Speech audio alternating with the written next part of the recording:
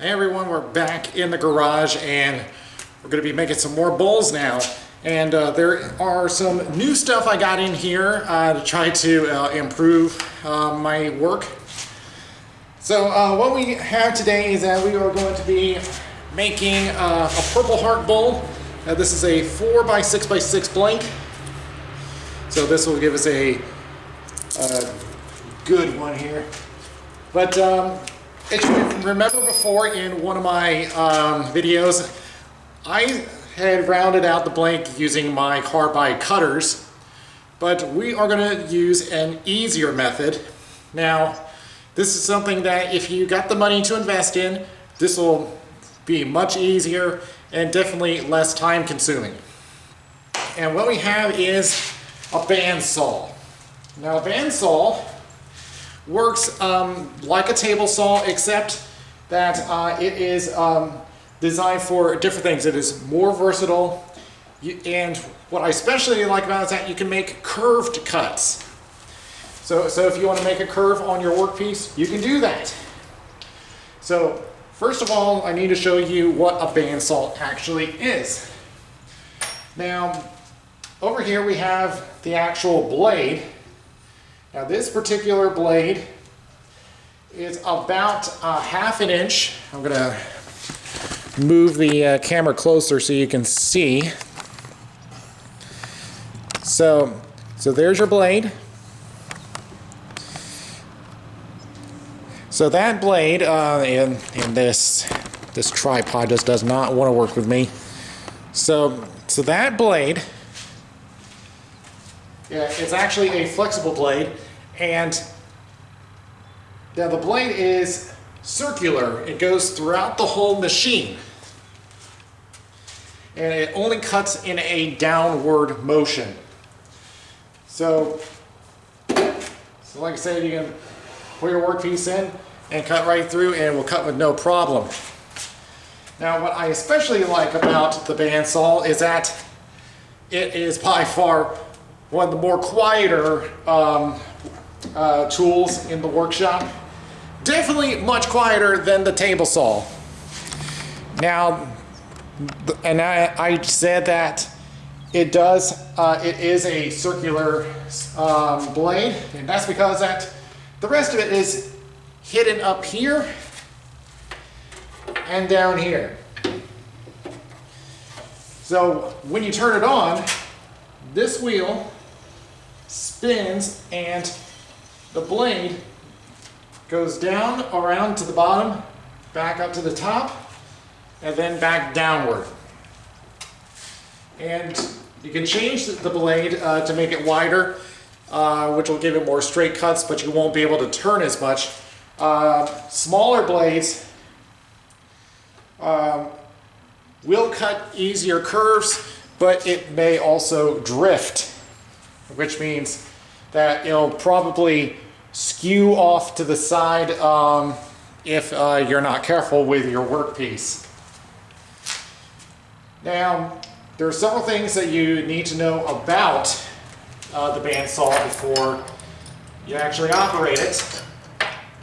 One thing is that you have to make sure that the blade is centered up on that wheel, mainly where the band is right behind where the teeth are. You do want that to be on the center of the wheel. And to keep it centered, it has 3 bearings on the top.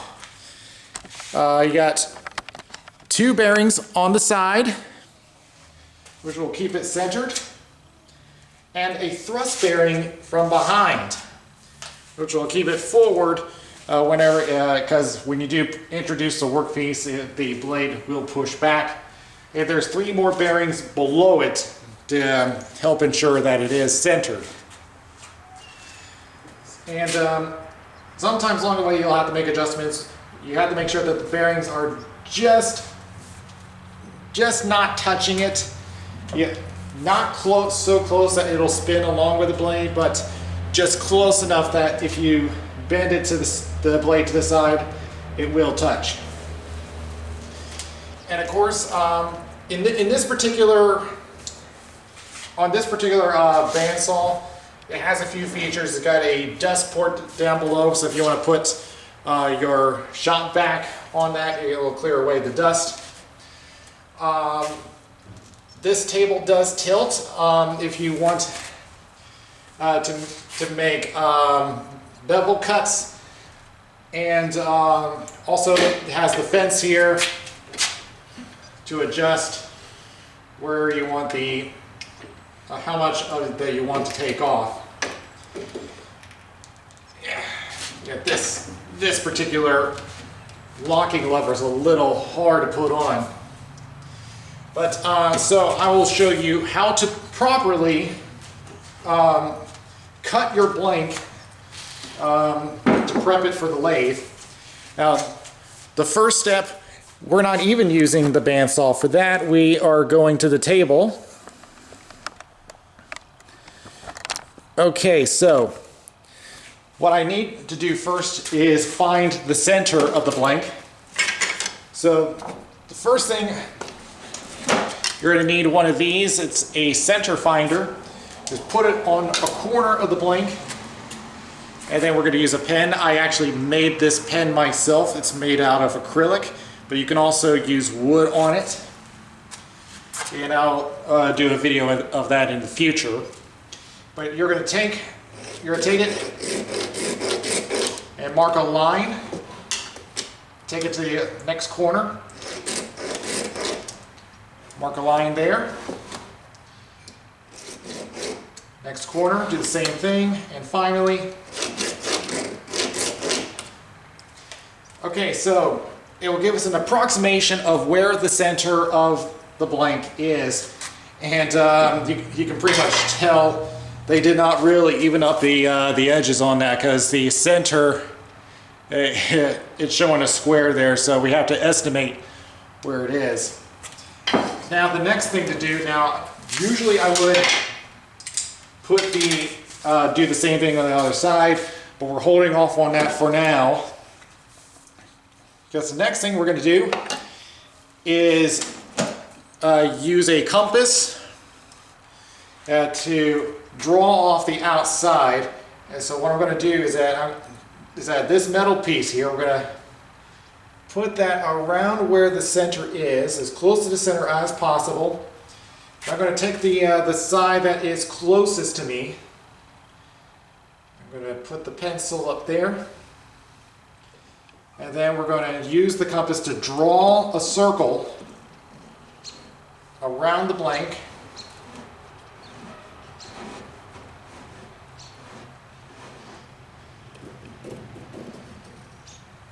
And now you should have a circle drawn around the blank. All right, so now, before we even turn on the bandsaw, let me move this up, back up to the saw. Now, before we turn on the bandsaw, what we need to do is adjust the cover. Now, there's a knob on the back with a locking knob. We're going to turn it. Usually it works for me. Let me move this blank out of the way so I can turn it on. There we go. So we're going to turn the locking knob, and then we're going to put the blanket beside it, and we're going to move this knob so this guide moves up and down, and we just want the bearings to be just above where the top of the blank is. And then we'll turn the locking knob and it will be ready to go. Now, like I said, because it is quiet, you don't need earplugs. It'll be just fine. If you still want to wear a respirator or face shield, that's an option. I'm going to grab my shield. Like I said, it's a relatively safe tool, but can't be too careful. So what we're going to do is that we're going to introduce it into the blank, the saw rather, and then we're going to follow it as close as we can to the outline until we have all sides cut. And I'm going to move the rip fence away so we can do this. Okay, and we're going to turn the saw on. And we're going to introduce it. And needless to say, your hands should be away from the blade. All right?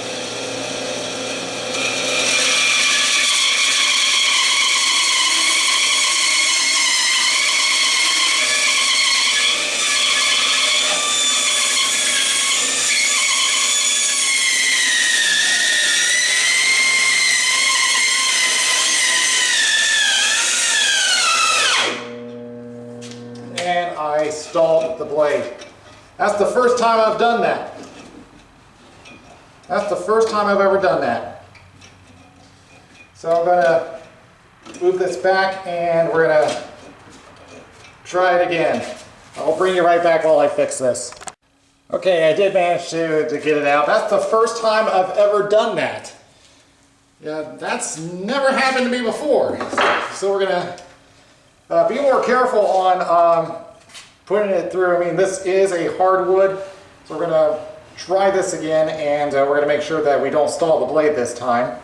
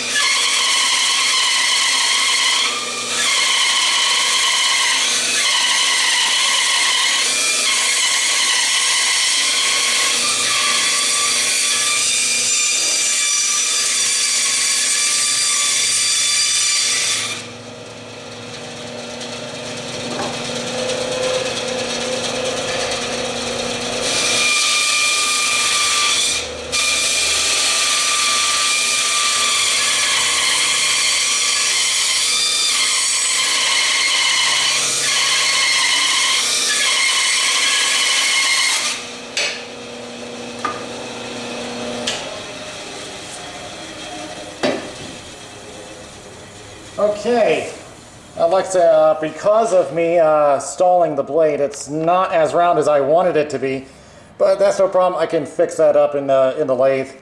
So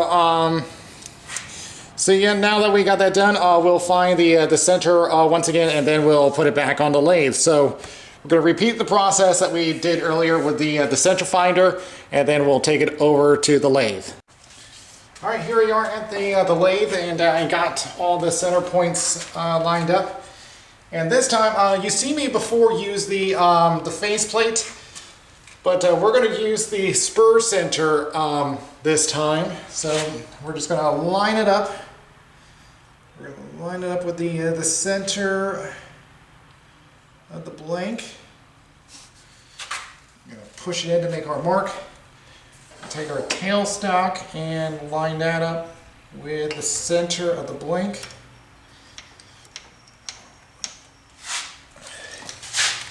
Make sure it's tight. Right. And like I said, I am aware that it's not completely round, but we're going to fix that. I just got to line up my tool rest with the center. We're going to turn, make sure that it is okay. And by the way, I did bring some traditional tools this time, but we're going to work on rounding out the blank first before we do that. What I'm going to do first is that, let me check to see what setting I'm in. I'm in the second gear. I'm going to turn my RPMs all the way down for now. And for completing the round out, we're going to go to our carbide cutters. And before I said I used the square blank, but I'm going to go with the square cutter I meant. We're going to go with the round cutter this time. The reason for that I feel like I get an easier time cutting with this tool because it has less surface area for the blank to catch. All right, I'm going to get my respirator and of course my shield, and we'll finish rounding out the blank into its roundest form.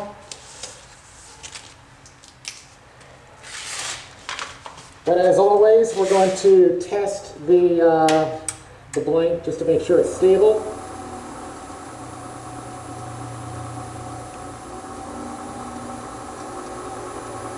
Remember, we're looking for vibrations.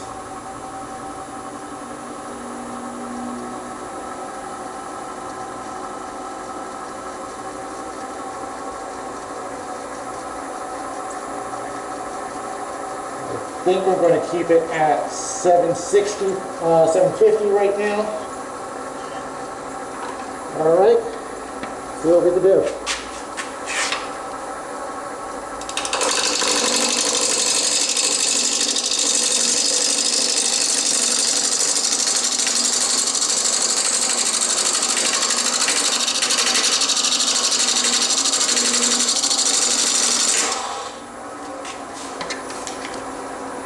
Now, yeah, if that happens, just turn the tailstock, make it tighter.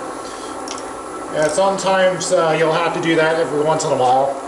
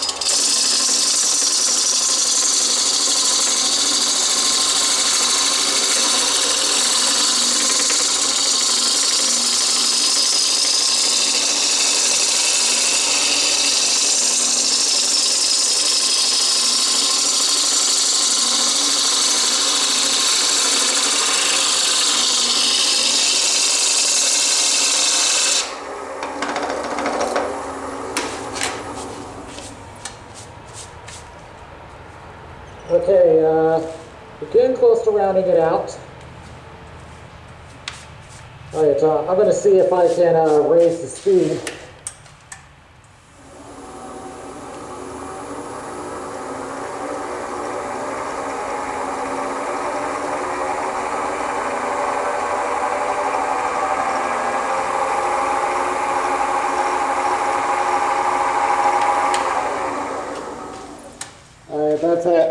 1200 RPM.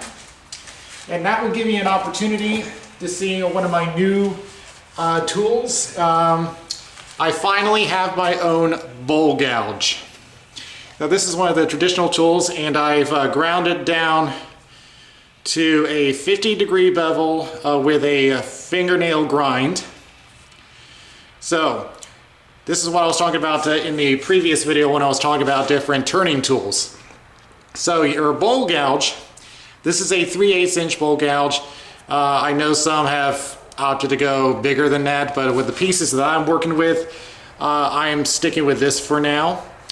But the main parts that you need to know about are the tip, also known as the nose. You got the wings, which you'll mainly be using for cutting. The flute, with this whole divot here is the flute where the pieces go when you cut the wood. And the bevel, the ground down part underneath your cutting edges. Now, you'll be told to ride the bevel because that is what you need. That's the support that your gouge needs in order to cut through your blank cleanly. And for the most part, the angle doesn't matter, but it'll be more about how you position yourself when you're cutting. But for me, I'm doing 50 degrees. For me, that works out just fine. Let me see. But well, I gotta show you how to properly cut with this. Now, for bowl blanks, because of how the grain is, I've told you before that the grain usually is in one direction. Let's say that where my gouge is, this is where the grain is going. Now, if I turn the blank, the grain will be in the opposition. Now, why does that matter? Well, if you're cutting with the grain, you're going to cut it with no problem. But if you're cutting against the grain, you'll notice that it'll have a hard time cutting it. Let me see if I can give an example here. All right, and there's some wax on there, so you have to pardon me while I get through it. But let's say, like this part, that's against the grain, so notice it'll have a hard time cutting it.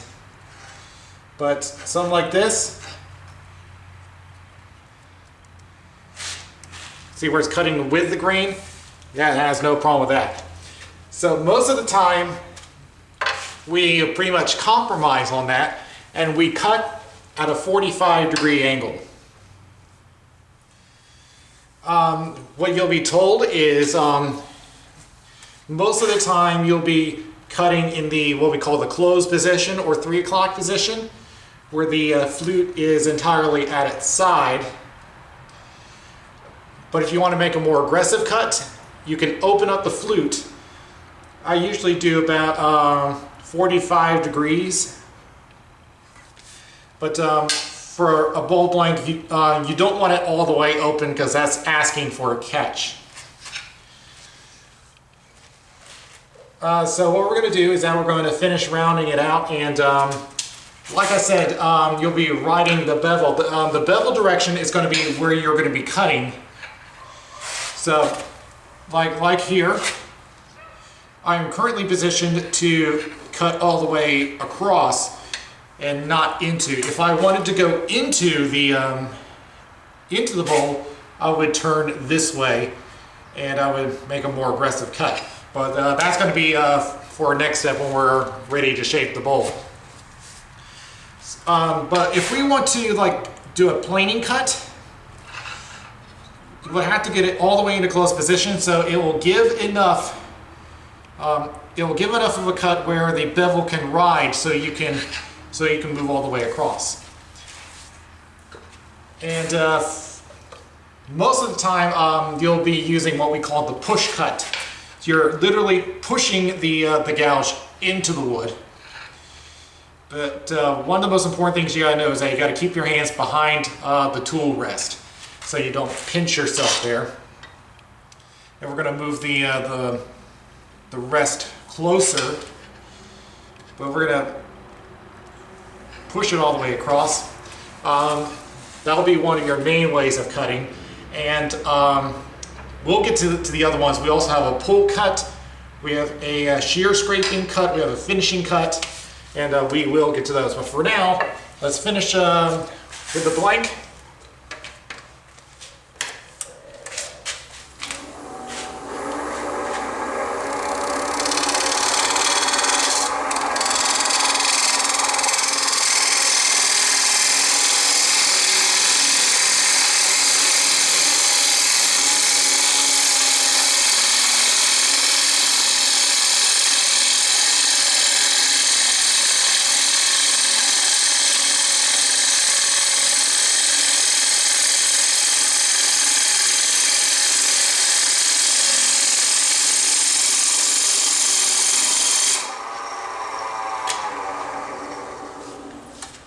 So that is pretty much your push cut. We still need to go down just a little bit further, but notice how much wood I've taken out with just that one cut. So I just got to nip there and take one more pass at it. But once we finish rounding it out, we're going to make the tenon. Same thing, we'll mostly be doing a push cut on that one. But right now, let's finish.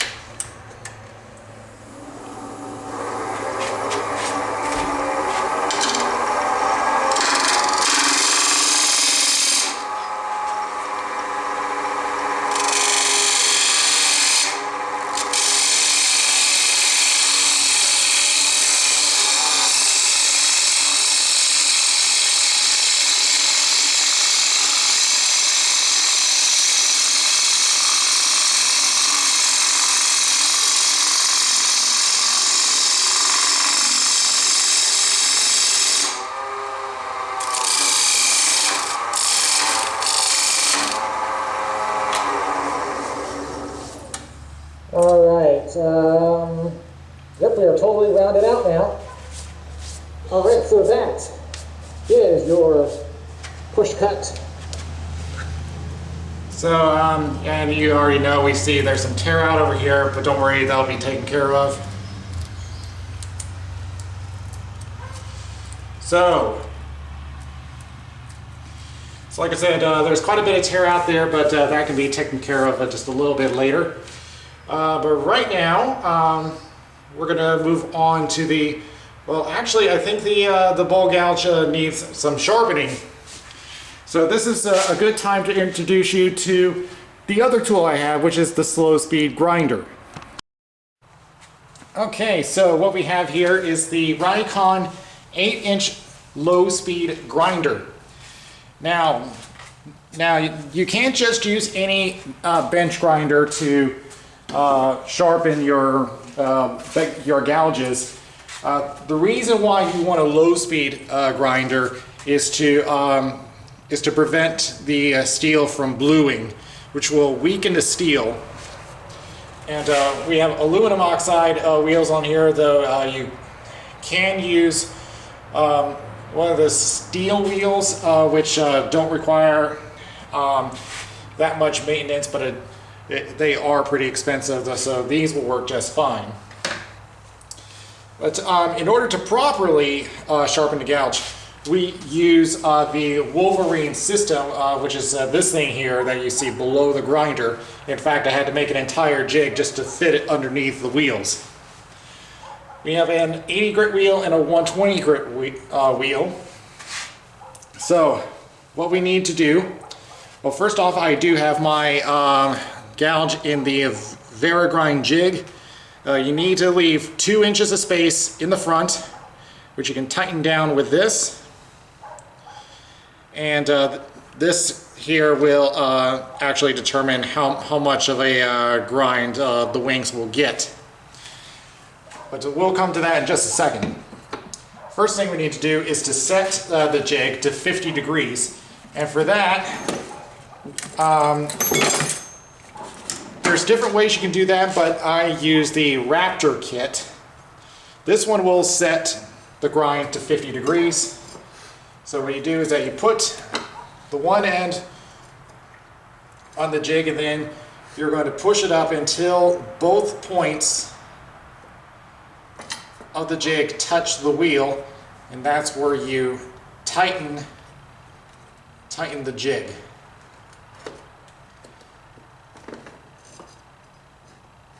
Just want to make sure that it is very good. And so it's tightened and set. All right, so now to sharpen the bowl gouge, first thing we need to do is to blunt the blade. I know that sounds a little counterintuitive, but believe me, it will be important. So what we're going to do, I'm going to put my shield down. And so what we're going to do is that when this is turned on, we're going to introduce the gouge face down, and we're going to grind it until we see some light reflecting.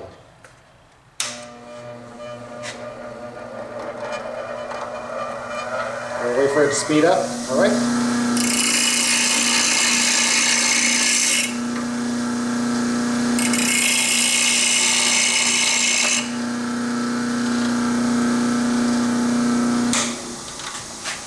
Okay, and as you can see, the blade is now blunt, where you can see a reflection.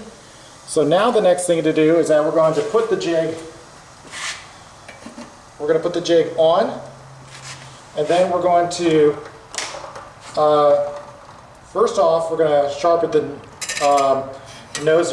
For the nose, you don't need to do that much, just enough for the bevel to form, and then we're going to sharpen the wings on each side. Same thing on the other side, and then when we're done with that on the 80 grit wheel, we're going to do this until we see no reflection left, and then we'll move to the 120 grit wheel to finish the sharpening.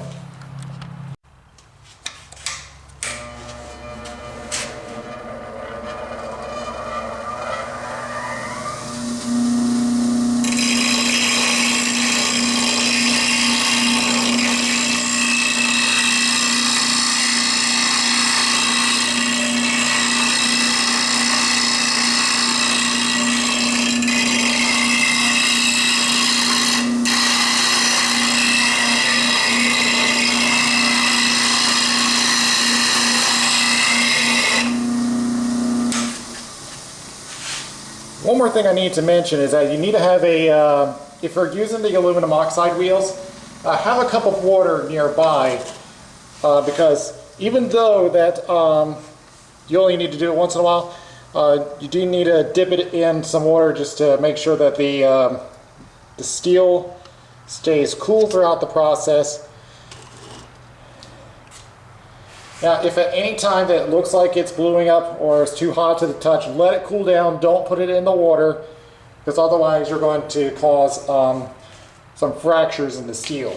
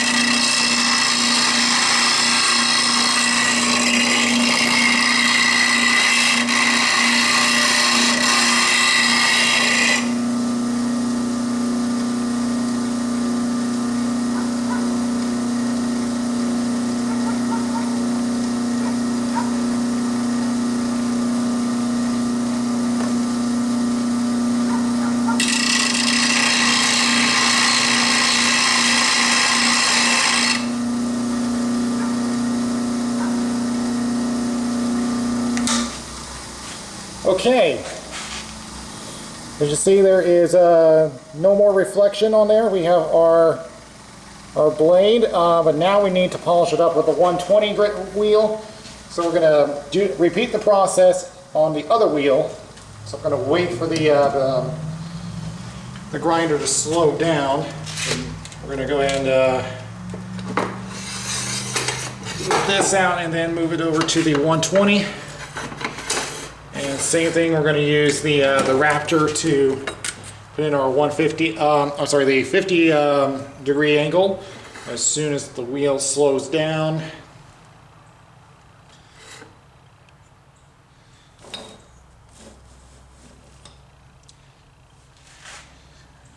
Okay.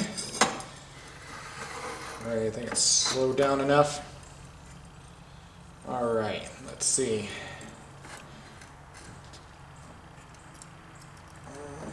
Are we on our 150? Yes, we are. So we'll lock this down and we are ready to go with this wheel. And before I put it on, I should put this in the water just to make sure that it's okay.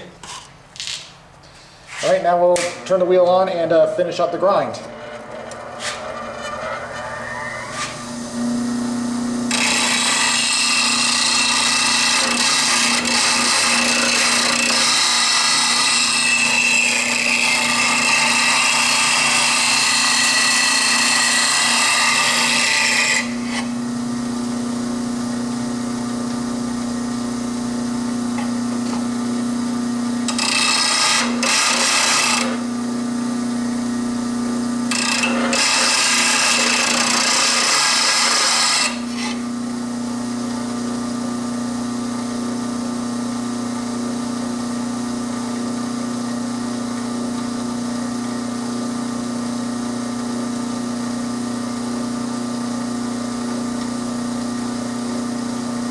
Okay, I'm just going to grind it down one more time, but before I do that, you probably noticed that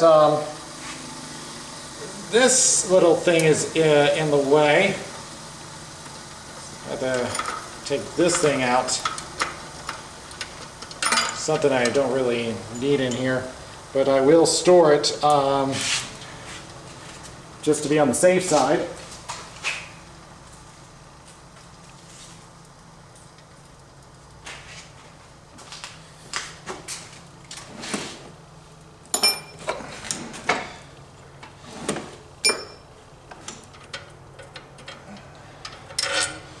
Yeah, because it keeps getting in the way of my my jig.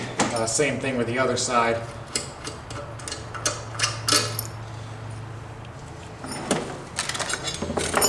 So yeah, but don't worry, I'm going to store them just in case I need them later.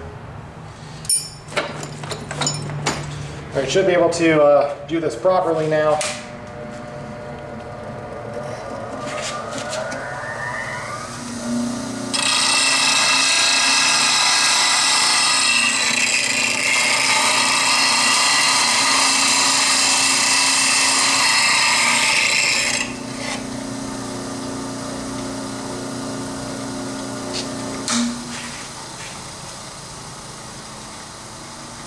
Okay, that looks better. All right, let's go back to the lathe and see how well it cuts. Okay, we're back on the lathe now, and we're going to go ahead and make our tenon. For this, I'm going to have to adjust the tool rest, and we're going to do the same thing we did earlier. We're going to introduce it closed and then gradually open up into the wood. And this will be our test to see how our cut is.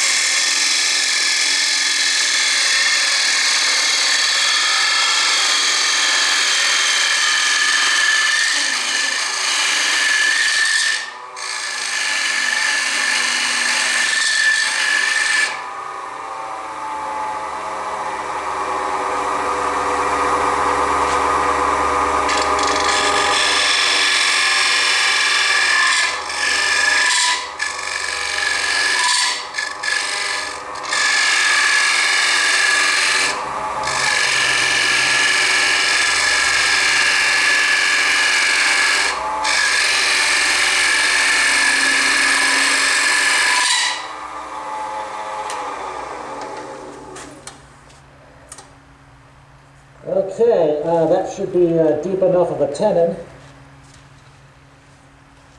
And we'll finish the tenon up with the diamond cutter. Now, as I've said in the previous video about gouges, this is the one exception that you can use the spindle gouge for, and that's to make that final, that dovetail cut for the tenon.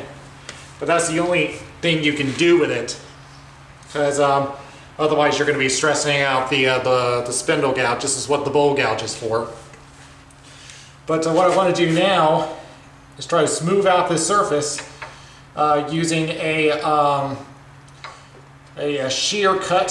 So what I'm going to do is I'm going to have the flute facing inward, but just enough for the bottom of the wing to scrape along the side.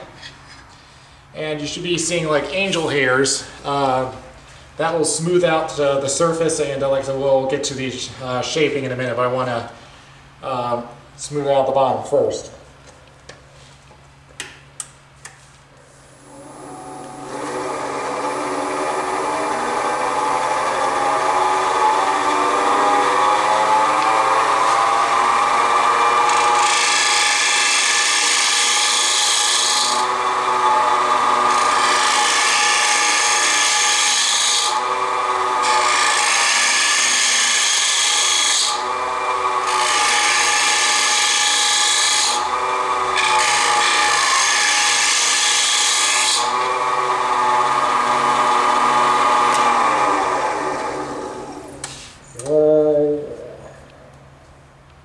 Still needs a little work, but it's improving.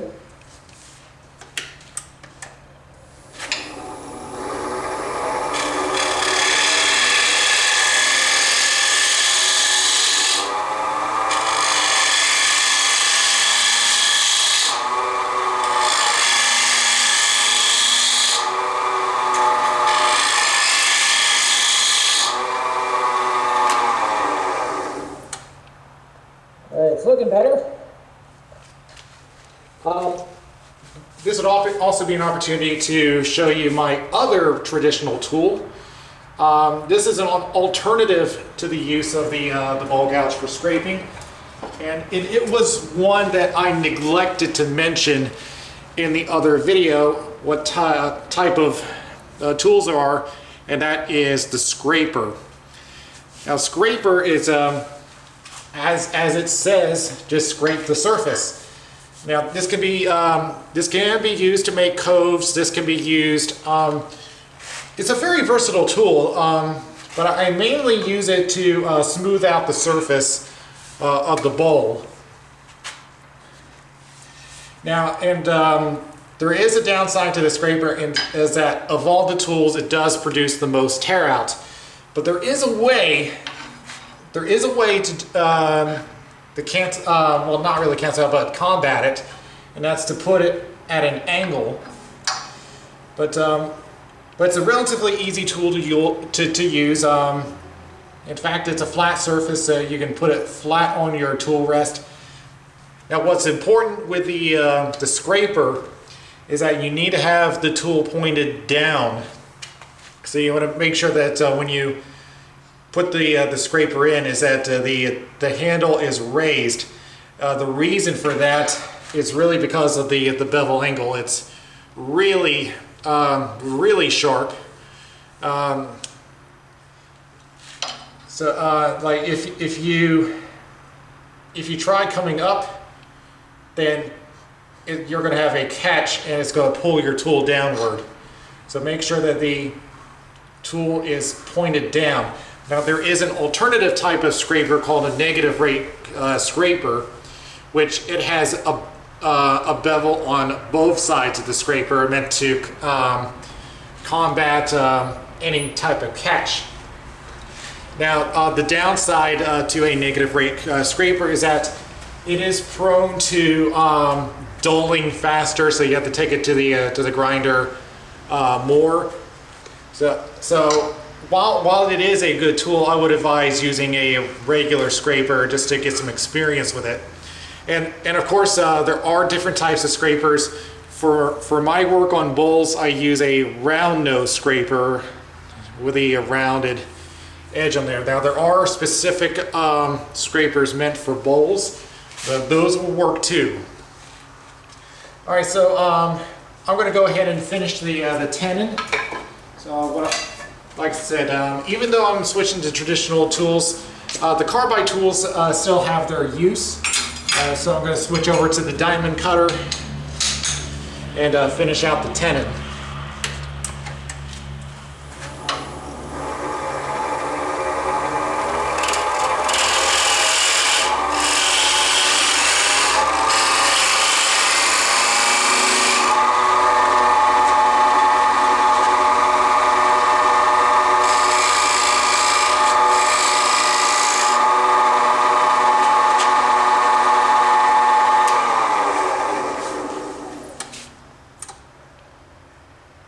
It's got its dovetail, so the tenon is ready, but we're not going to turn it around just yet. Alright, so now we'll go on to the shaping. And for this one, I like to use the pull cut. Now, instead of pushing like you would with a normal cut, we instead pull on the gouge. Now we're going to do the same thing. We're going to introduce the tool inward, but as we come out, we're going to open up the gouge and then turn out to make the round shape of the bowl. Now at this point, this will be a good time to start turning up the speed, but of course don't make it too fast, because otherwise if something goes wrong, you don't want the workpiece flying all over the place. Plus, you might, as I've done, get dust instead of little shards of wood. So, and that's really a topic for another day, but for now let's show you the pull cut.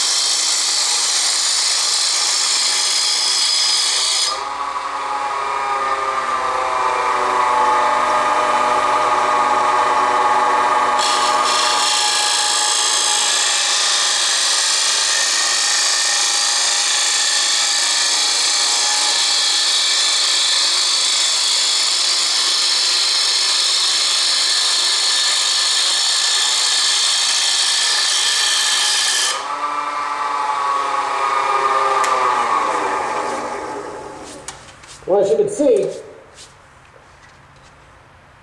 it does cut a lot of wood, but that's more about the technique with the bowl gouge than anything else. I mean, you can pretty much do the same thing with a lot of tools, but the pull cut can cut a lot of wood with this technique. All right, so we're going to continue shaping the bowl until we get what we need.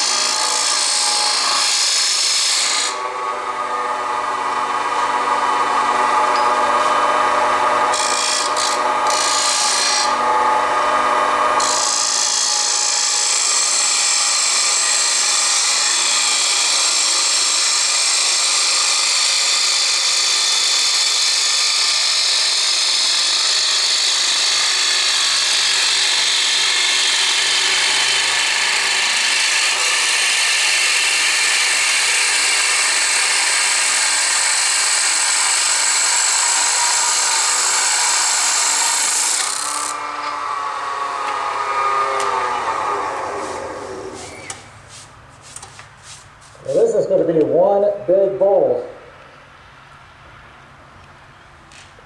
All right, so let's see.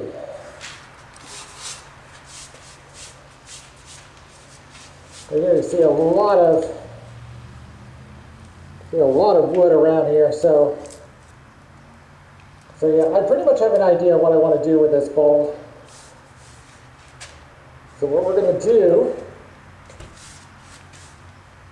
let's see, before I turn anything else, what we're going to do is that we're going to go ahead and do our scraping cut, our shear scrape, and we're going to do the shear scraping to finish out the outside of the bowl. And because I have plans for this, so like I said, we're going to do the same thing. We're going to scrape the outside of the bowl, so it'll give it that finish that we're looking for.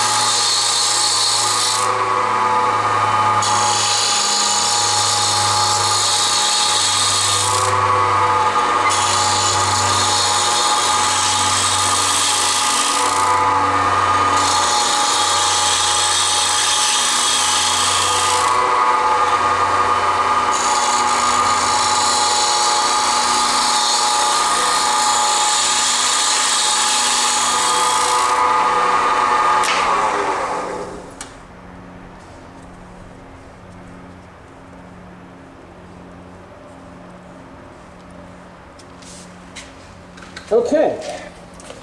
So that was the shear scraping cut. So like I said, what it mainly does is smooth out the outside of the bowl, try to get rid of any imperfections. Let's see, there's one part that could use a little touch up. Give me a second.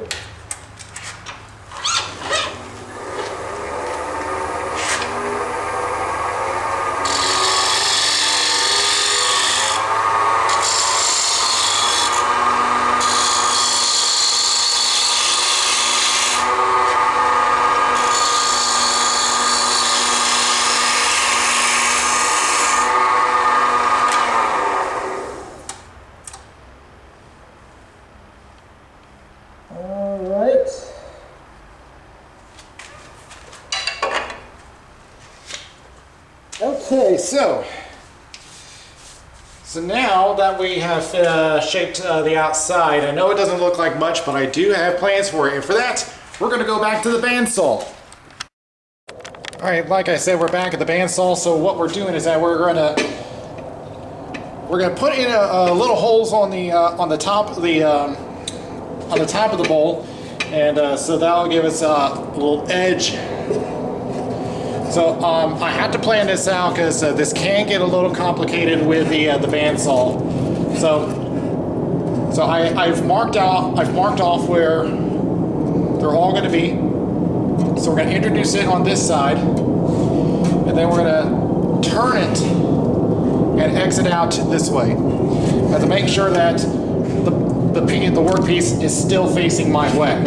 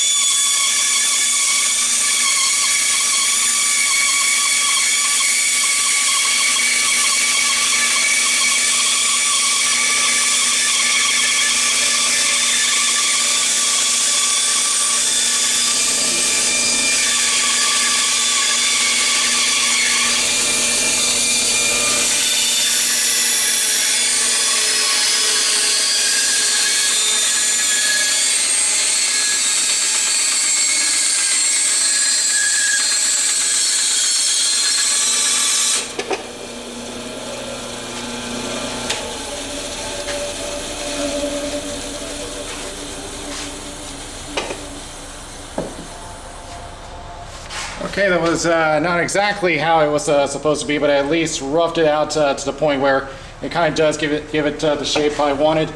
We're gonna cut a little more on the outside, and then we'll finish the rest.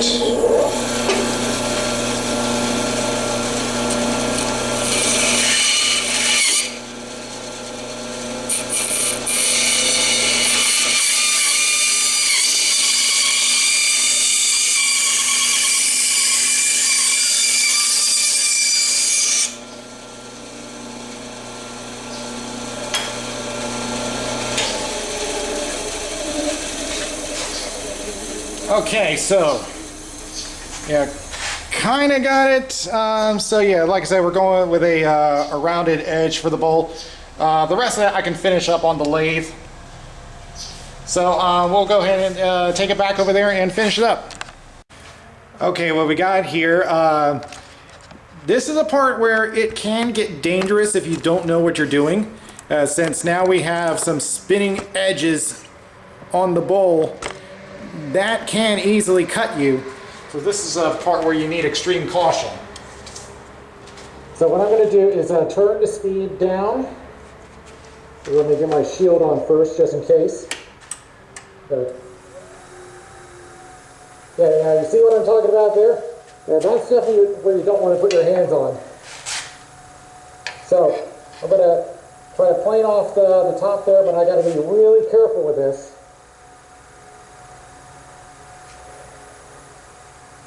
Especially that now it's not balanced.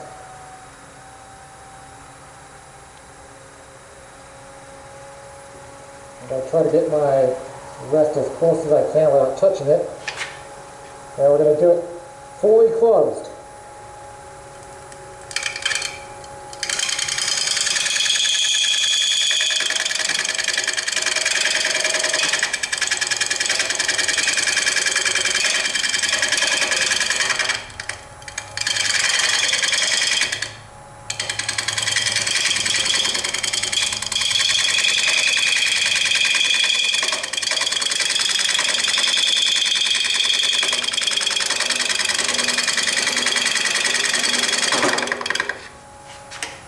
And it just went off its tenon.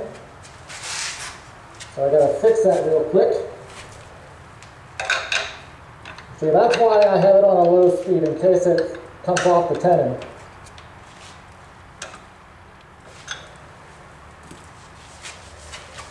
But I can see we are cutting into it.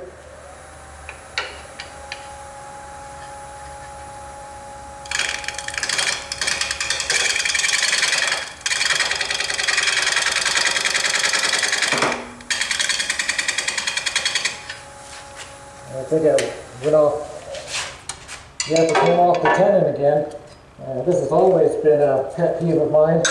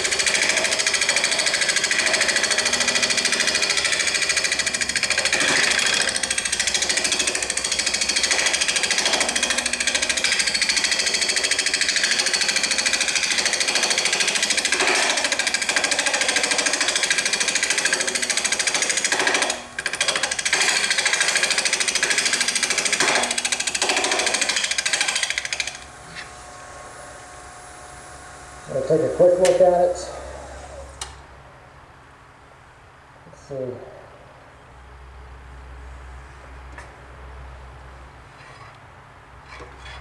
Yeah, if I can cut from the inside, it should help. But once again, it's going to be something I got to be really careful with.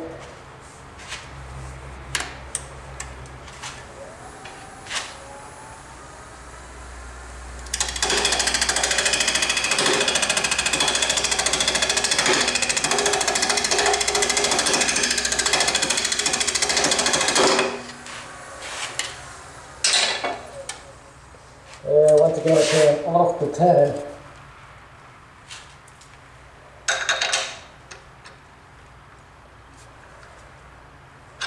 Like I said, that's going to be a pet peeve of mine. But I pretty much did what I needed to do, and that's to show you some of my new pieces. I'll get to the end of this very soon, hopefully, but for now I think that's enough to show you for now. I will see you guys later.